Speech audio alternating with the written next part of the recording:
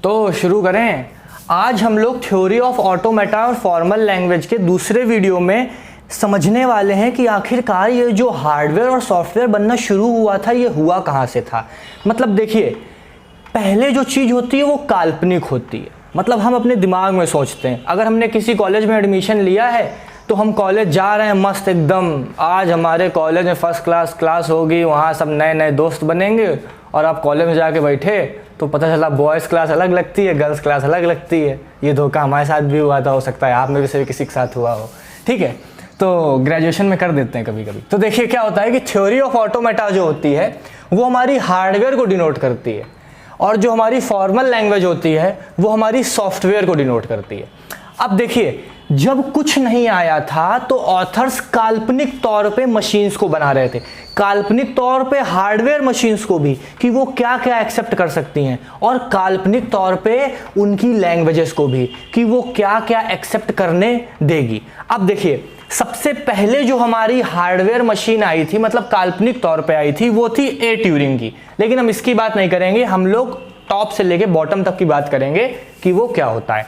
ठीक है, अब देखिए, अब कोई मशीन अगर काल्पनिक तौर पे बन रही है तो हम उसको बोलते हैं study of abstract computing. Study of abstract computing का मतलब होता है कि हम लोग किसी भी थ्योरी को या किसी भी सिस्टम को काल्पनिक तौर पे बना रहे हैं।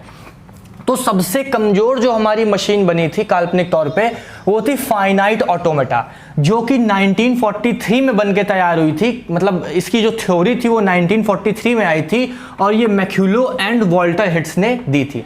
इस मशीन का सिर्फ काम ही इतना था कि ये इतनी वीक मशीन थी कि खाली ये मशीन ये बताती थी कि ये मशीन इनपुट लेगी या फिर नहीं लेगी। मतलब कि इसका खाली इतना ही काम था कि अगर कोई भी मशीन हम बना रहे हैं तो वो मशीन हमें इतना बता सके कि वो मशीन इनपुट लेने वाला है या नहीं लेने वाला है। ये जो थ्योरी थी बस वो इतना कहती थी। उसके बाद हमारी आई थी पुश डाउन ऑटोमेटा, जो कि 1967 में आई थी बाय जिन्सबर्ग एंड ग्रीबैच। थर्ड थी लीनियर बाउंडेड ऑटोमेटा, जो कि 1960 में आई थी जॉन मिल। अब देखिए, यहाँ पे सबसे बड़ी बात यह है कि 1960 में आई थी तो थर्ड नंबर पे क्यों लिखी है, 1967 वाली 2 नंबर पे क्यों लिखी है, और सबसे आखिरी में ट्यूरिंग मशीन क्यों लिखी है। तो देखिए, ये मैंने लिखी है स्ट्रॉन्ग पॉइंट ऑफ व्यू से, मतलब वीक टू स्ट्रॉन्ग। ये थ्योरी सबसे कमजोर थी, उससे मजबूत ये थ्योरी थी, उससे मजबूत ये थ्योरी थी। लेकिन सबसे पहले थ्योरी जो आई थी वो थी ट्यूरिंग मशीन की, जो कि ए ट्यूरिंग ने दी थी 1936 में। ये बॉस थे, इन्होंने कह दिया था अगर मेरी थ्योरी किसी प्रॉब्लम को सॉल्व नहीं कर पाती है, मतलब अगर मेरी थ्योरी के हिसाब से कोई मशीन बनती है और वो किसी प्रॉब्लम को, problem is equal to question, मतलब आप क्वेश्चन का सॉल्यूशन निकालते हैं, इसी तरीके से यहाँ पे प्रॉब्लम को आप क्वेश्चन से रिलेट करिएगा। अगर कोई प्रॉब्लम मेरी थ्योरी के बनी हुई मशीन पे नहीं सॉल्व हो पाती है तो मुश्किल ही है कि वो प्रॉब्लम सॉल्व हो। उसके बाद ये सब जो थे, इन्होंने इनकी बात को गलत साबित करने की कोशिश की थी, लेकिन हमेशा फेल हो गए। अब देखिए, अब मशीन की थ्योरी बनी है तो उस थ्योरी में कोई लैंग्वेज भी होगी जो एक्सेप्ट होगी। हार्डवेयर बना है तो सॉफ्टवेयर तो चाहिए। तो अब क्या हुआ कि कई सारे लैंग्वेज और ग्रामर भी आए जो कि काल्पनिक थे।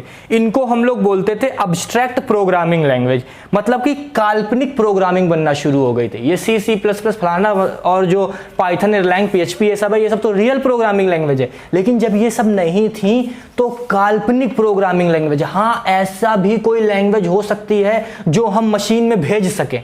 काल्पनिक थ्योरी, कुछ काल्पनिक थ्योरी की काल्पनिक लैंग्वेज, मतलब समझ रहे हैं। हम लोग की कल्पना जो आज हम लोग करते हैं, दिन में, रात में, आधी रात में नींद नहीं आती तब सपने, वो ये सब कल्पना कहाँ कर रहे थे, मशीन में कर रहे थे। जो हम पढ़ रहे हैं रियलिटी में वो इन्होंने सपनों में बनाया, और जो हम सपनों में देख रहे हैं वो रियलिटी में नहीं कन्वर्ट हो पा रहा है। मतलब गजब बेइज्जती है। अब देखिए क्या है, तो सबसे पहले क्या आई, regular language and regular grammar. ये जो रेगुलर लैंग्वेज और रेगुलर ग्रामर है ये इंप्लीमेंट हुई थी जाके फाइनाइट ऑटोमेटा में, जिसको हम FA भी बोल सकते हैं। तो ये हमारी RL है और ये हमारी RG है। ये हमारी किस पे काम कर सकती थी, फाइनाइट ऑटोमेटा पे। ऐसे ही हमारी कंस्ट्रक्ट फ्री लैंग्वेज और construct free grammar push down automata पे, और हमारी कंस्ट्रक्ट सेंसिटिव लैंग्वेज और कंस्ट्रक्ट कॉन्टेक्स्ट सेंसिटिव ग्रामर हमारी लीनियर बाउंडेड ऑटोमेटा पे। थोड़ी टंग लड़खड़ा गई थी, माइंड मत करिएगा। रिकर्सिव इन्यूमरेबल लैंग्वेज और रिकर्सिव इन्यूमरेबल ग्रामर ये हमारी किस में इंप्लीमेंट हो सकती थी, ट्यूरिंग मशीन पे। तो ये काल्पनिक तौर पे काम हुआ था जितना हुआ था, लेकिन सबसे पहली मशीन जो बनी थी, मतलब सबसे पहली मशीन, ये सब थ्योरी थी, थ्योरी के हिसाब से मशीन बनी, तो जो सबसे पहली मशीन बनी थी वो 1943 में इम्प्लीमेंट की गई थी और रेगुलर ग्रामर उस पर चलाई गई थी, और वो मशीन जो थी वो फाइनाइट ऑटोमेटा पे बनी थी।